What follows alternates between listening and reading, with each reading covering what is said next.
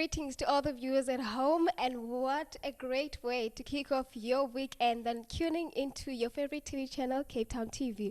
Welcome to Open Studio. My name is Sakhe and I will be your host for today's show. Now, on today's show, we're talking about a very serious topic concerning our country. Today, we're talking about the living conditions of South Africans even after the Apartheid Era and the FIFA World Cup. And I'm not alone in studio today. I'm joined by the gentleman from Hope Cape Town, the Donor Relations Manager, Mr. Fahim Dokrit. Welcome on studio. Yeah, thank you. And thank you to Capetown TV for giving us the opportunity to share our story. Yes, it's a pleasure. Well, Mr. Dokrit is involved with Hope Cape Town, a very good organization in Cape Town. Would you like to share what you guys do and your involvement in communities in Cape Town as well? Well, Hope Cape Town had its beginnings in 1999 and was a response to the realities within the HIV sector at the time. Government's attitude at the time was not to give out antiretrovirals. So our founder, a German Catholic priest who had recently come to South Africa and made it his new home, decided to establish Hope Cape Town as a means to distribute antiretrovirals with lots of German funding. Yeah, we're definitely very thankful to the Germans who continue to be our primary source of funding. Around about 2005, 2006, when government finally decided to give out antiretrovirals, we had to diversify our operations, and we then started to implement the community healthcare worker program, which was actually a year before that. We had already started the process, but full force 2006 we rolled out our community healthcare workers, and we now have 25 in the field, deployed in 22 clinics around the Western Cape. Really the core focus is supporting those affected and infected by HIV/AIDS. But of course, leading on to, I think, what the discussion is going to continue, HIV/AIDS doesn't operate in a vacuum. There are wider social ills and issues that need to be addressed. So increasingly, our operations are much more beyond solely addressing HIV/AIDS. And I think one of the communities that we are heavily involved in is Blikkiesdorp, which is the focus area for today's show. All right, we know now what Hope Cape Town people do, and today we're actually talking about the living conditions of the majority of other South Africans in South Africa. Here in Cape Town, it's in Delft, in Symphony Way, Delft. Now, a lot of people don't know this area. I myself was not aware of the area before, because as people, we always look at South Africa as the country that had the FIFA World Cup, the country that had survived apartheid, and we don't really look at what we suffered after that. Was there really change? Is there change for those people that fought for us? And if you look at, if you would take a shot left from our beautiful Cape Town International Airport, you would actually see these places. That's where you'll find your Blikkiesdorp in Delft. And in Delft, the situation is really bad. You have a high crisis in education, health as well, safety, security, all those things. And these people, it's a matter of, which is what I want us to discuss today. Do the people that live there know that there are actually government programs for them to use or to take advantage of, like the help that the government is giving them, or is it because there's just not help at all? Well, just to add, I mean, that's a good summary about Blikkiesdorp. Just to give the viewers a bit of history. Blikkiesdorp started around 2007 as an informal settlement.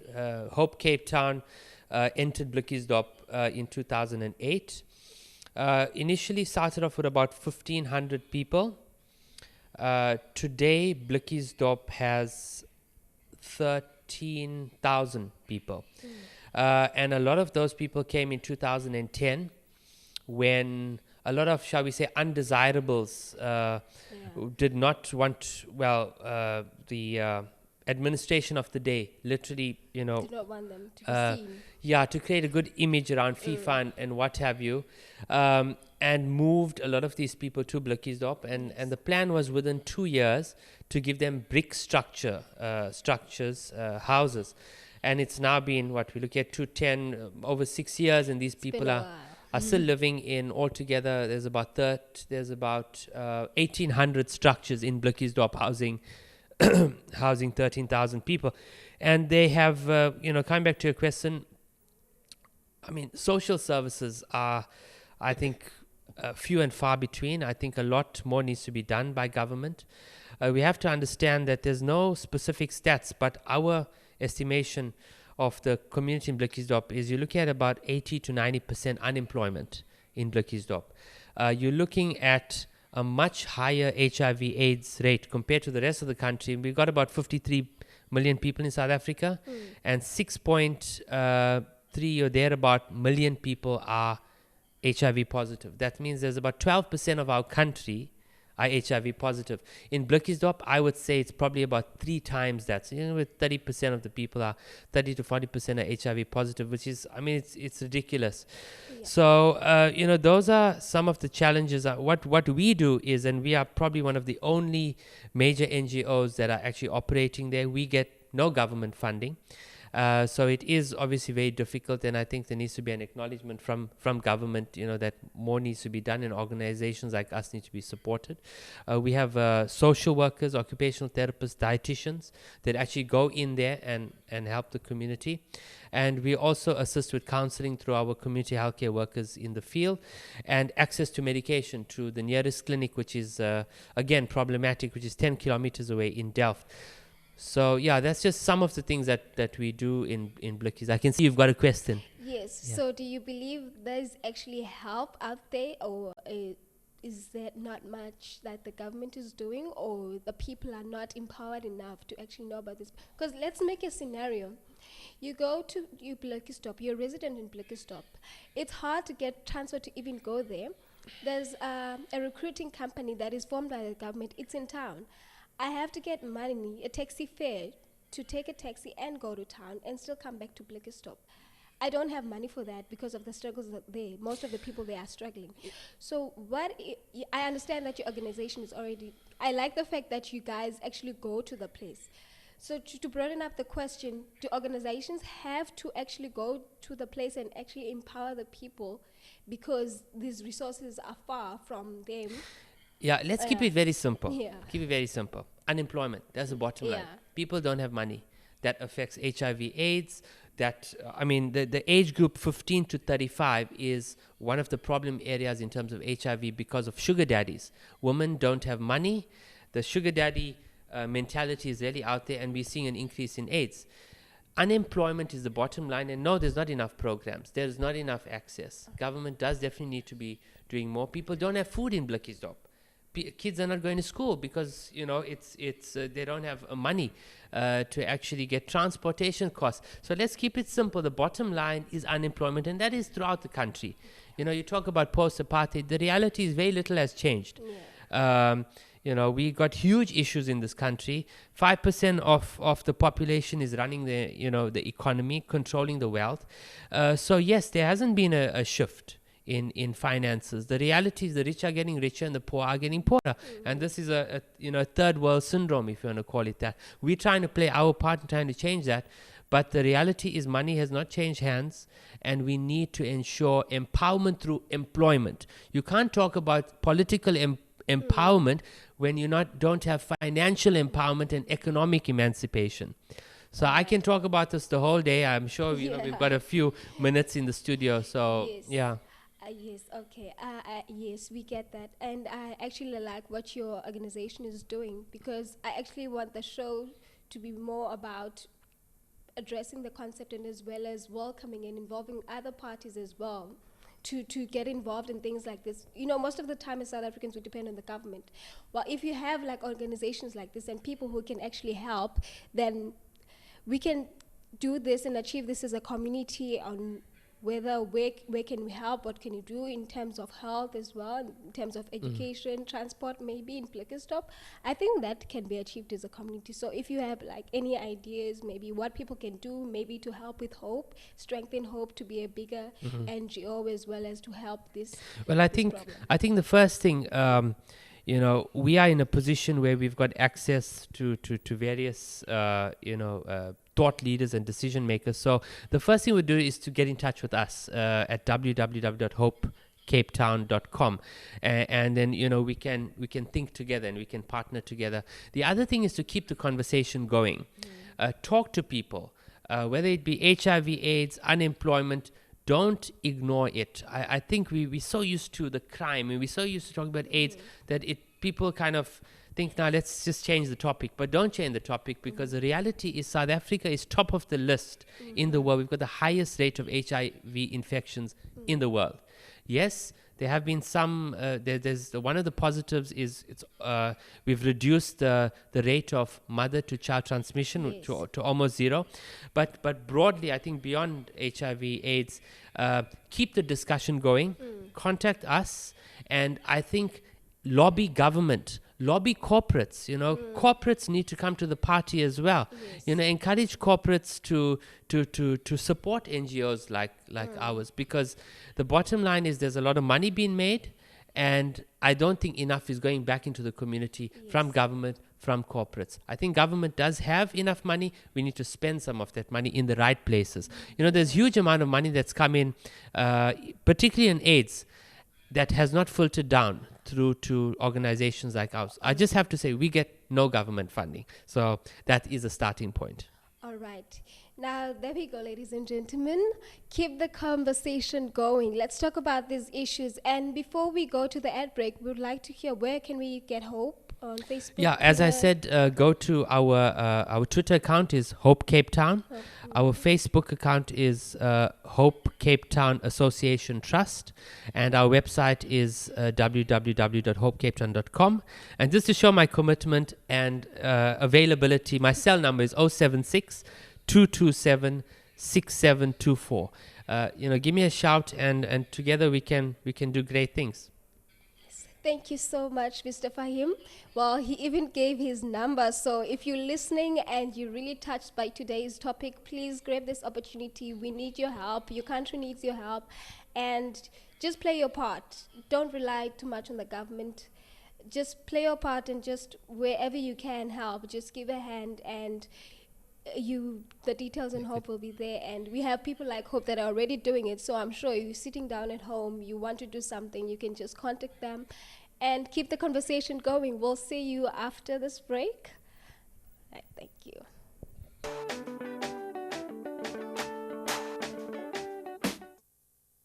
Capetown TV, we reach thousands of passionate Capetonians every day. We offer you affordable, low-cost advertising solutions. All of this at a price that works for you. If you want to increase your sales, improve your brand awareness, or advertise your event, then it's time to look at Capetown TV. To find out more about advertising on Capetown TV, please give us a call on 021 448 0448 or email us to sales@capetowntv.org.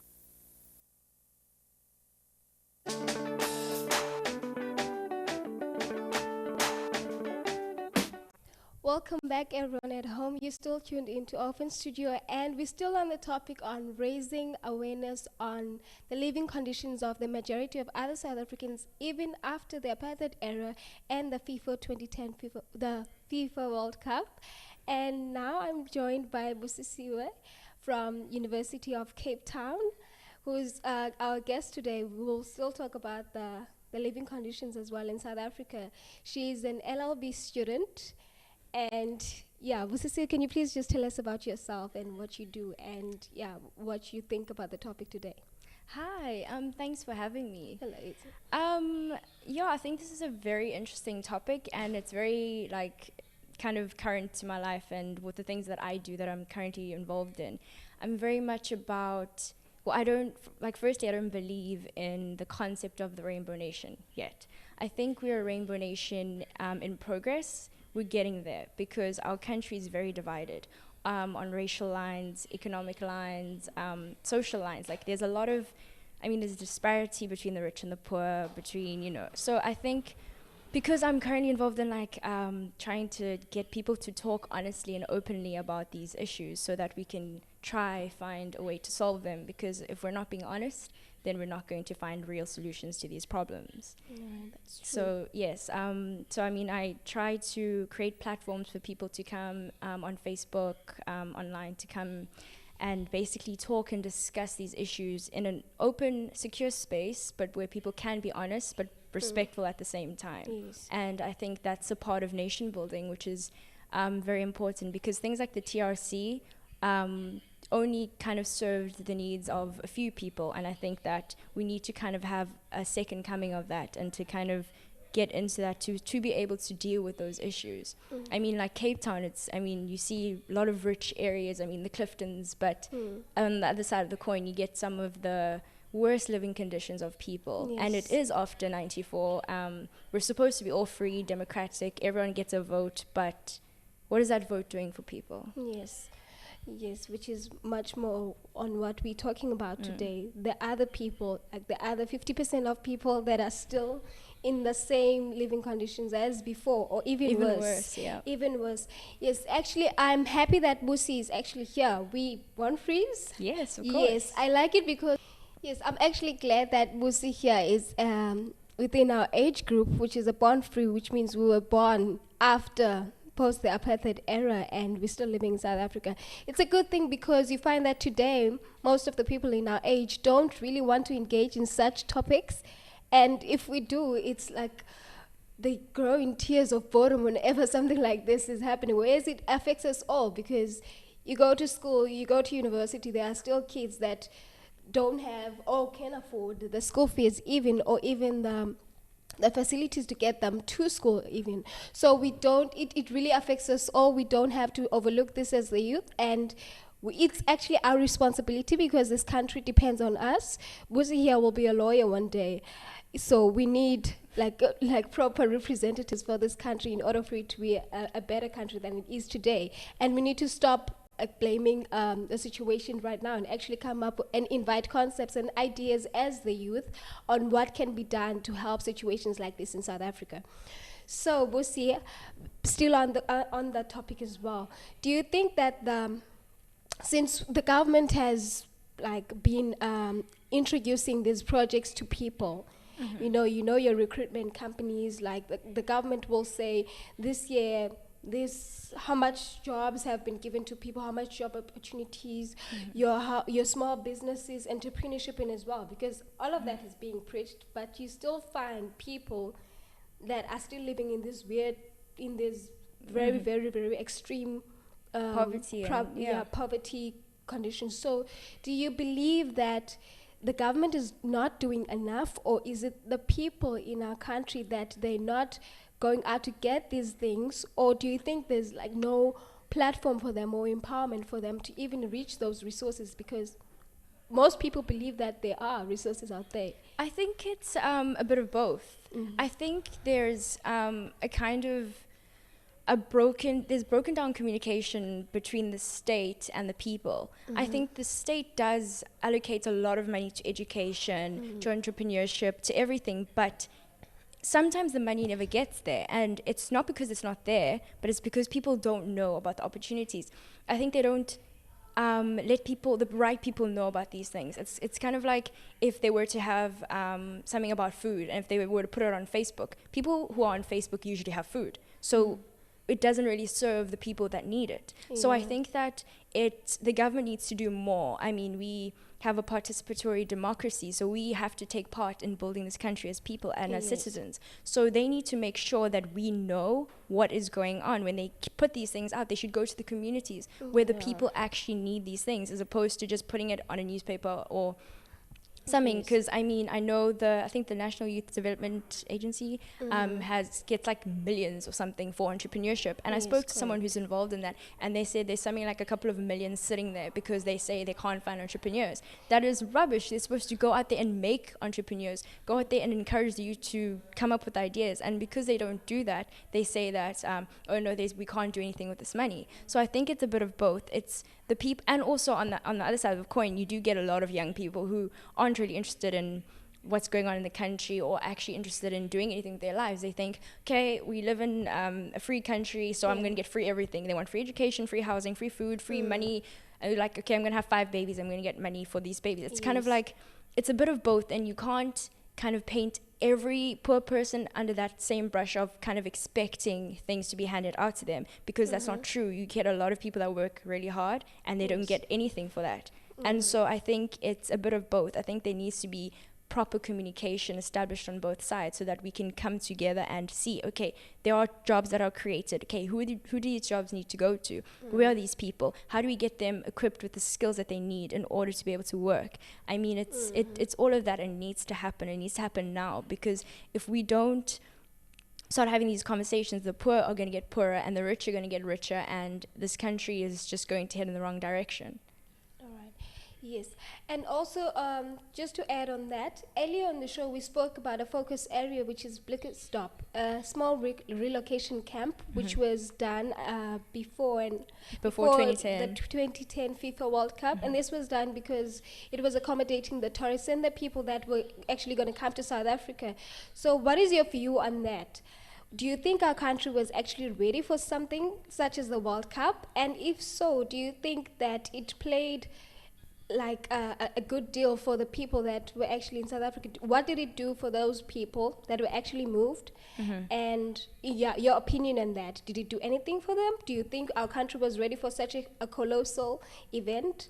I think that our country was ready for 2010. The world didn't think we were, but we were ready. But I just think that people kind of thought, okay, let's just move these people for the greater good of our country. But I think that everyone who was affected by something like that should have been relocated to a safe area, to like proper living conditions, humane ones. And I know those people are not exactly living in and it's supposed to be temporary, that's the thing, right? So I mean, how many years has it been since 2010 and those people are still living like that in like a one-room corrugated iron? Like it's crazy to think how differently people live. On the one side, you get people that have all the food in the world, throw away food because it's like, I don't feel like eating that.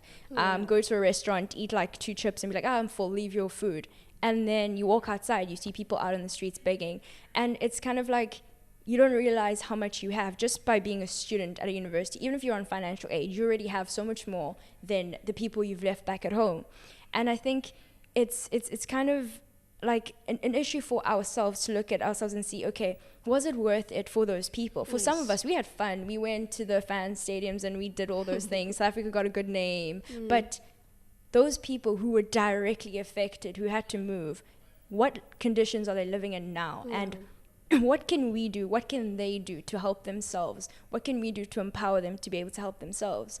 And I think that's the conversation that needs to happen. I mean, with the whole land that, I mean, people who were removed because of apartheid and Group Areas Act and all those people are getting compensation for the land that they were removed from because that was their land. So with those people, why isn't a similar thing happening? Why aren't they being put into at least RDP houses, actual houses, not tin? I mean, it's crazy. They don't have proper toilets. They share it's not okay to know that those people were moved for a stadium. Or whatever that we're moved for, just to look pretty. I mean, those are human lives, those are people, those are families. And it's not okay to be born into a situation like that, because all around you always see are drugs or prostitution or poverty. That's all you'll ever think can happen in life. And we need to be able to help people see beyond that. And unless we change the situation, I don't think it's going to happen. All right.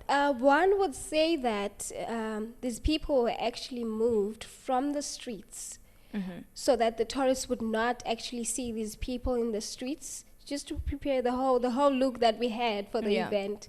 Yes. So do you think that now the government did them a good deal by putting them in houses, not really houses, but these shelters, these teen shelters, and the people are still asking for more. So do you think if one would raise that and say, hey, these people were actually put in houses whereas they were in the streets, what would be your view on that, and as well as opposed to what the 2010 FIFA World Cup promised to our country? I mean, we were waiting for all these opportunities. Stadiums were being built, stadia were being built. So there were like many job constructions, opportunities for people as well. Your small businesses would grow. And there was actually a case where the people who were actually selling on the streets, they lost a lot of money because they didn't want any street vendors at the time. They wanted proper people to sell food in the stadium. So your view on that as well? I think removing someone from the streets and putting them in housing is a great thing. I mean, well done, government, but what type of housing are you putting them in? And to say it's a temporary thing and for them to be living there like 5 years later, it's kind of, I mean, that's where the line, is crossed. It's like, yes, put me in a temporary shelter. It's fine. It doesn't have to be a house if it's temporary. But then it's done now. Can you now give us housing? Because I don't think these people are asking for handouts. I mean, they were homeless. They were given a home. Like, they're grateful for that. But for them to be living in conditions that they describe as like a concentration camp where the police are violent towards them, like unnecessarily, it's kind of like saying to a person, okay, I'm going to put you in prison because, I'm going to give you 3 meals a day. You have shelter. But are they free? No. So I think we actually have to look at, is this a humane situation for people to live in? If not, then we have to do something about it. Otherwise, where is our humanity? Where is our Ubuntu? All right. Okay, yes. Actually, we wanted the show to be more about inviting people and ideas on how we can achieve this as a community as well. So do you have perhaps any ideas on what we as the youth maybe we can do or other people at home can do to sort of like meet the government halfway? And there's lots of things people can do within their own communities and also then branch out into other communities. I mean, who knows that their communities better than, I can say the people there know their communities. So why don't people go there and ask them, what do you need? What is it like living here? What can you do to help yourselves? What can other people do to help you? And I think that's what needs to happen. So it's not a thing that we can discuss because we're stealing the narrative from them. We can't do that. We need to tell them, what are your problems? What do you think you can do to solve them? Do you need help? If so, what can we do? And also keep the conversation going. And Yes, talking very about important. this, which is very important. Thank you so much, Lucy, for coming. And how can we get hold of you? Facebook, yes, Twitter, on Facebook. Read your stories. Yes, Facebook, it's Busim Giaco. Twitter, it's at SkinnyB, at SKINNE_BE. And I think Siyakhuluma Mzansi is my Facebook page. The Cost of a Bornfree.wordpress.com, also my blog. So I'm everywhere. Everywhere. I'm just trying to get people to talk. Yeah. Now there you have it, guys. She's everywhere. Let's keep the conversation going. Thank you so much for listening to us. And if you want to be a presenter on Open Studio, you can contact an email, or you can contact us by sending an email on openstudio@capetowntv.org, or you can call the number 021-448-0448. Thank you so much for watching.